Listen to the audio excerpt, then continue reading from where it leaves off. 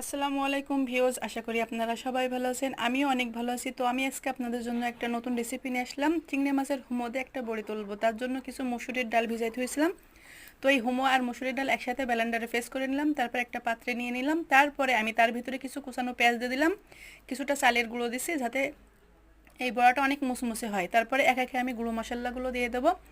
প্রথমেই আমি দেব গুঁড়া ঝাল পরিমাণ মতো। তারপরেই আমি এতে একটু রাঁধুনি মশলা দেব পরিমাণ মতো আমি হলুদের গুঁড়া দেব। স্বাদ অনুযায়ী আমি লবণ দেব। তারপরে আমি একসাথে এইটা অনেক সুন্দর করে মাখিয়ে নেব। লবণ দেওয়া হয়ে গেছে, এবার আমি সুন্দর করে মাখিয়ে নেব। আপনারা যদি এইটা না খেয়ে থাকেন তাহলে অবশ্যই একবার হলেও বাড়ি ট্রাই করবেন।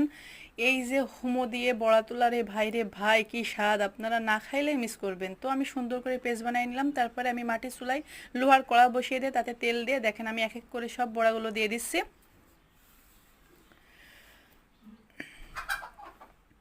সব বড়াগুলো এক এক করে দেওয়ার পরে আমার বড়াটা দেখেন কত সুন্দর হচ্ছে। এর কালারও যে পরিমাণ আসবে আর এত মুসমুসে হবে, আপনারা জানেন না, না খাইলে মিস করবেন।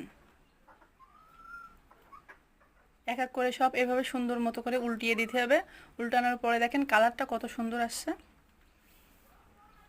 এটা যে এত স্বাদ ভাই, আপনারা না খাইলে মিস করবেন। আপনাদের বাসায় যদি চিংড়ি মাছ আনে তাহলে হুমোগুলো কি করবেন, হুমোগুলো এইভাবে ডাল দিয়ে বড়া তুলে খাবেন, সেই স্বাদ লাগবে।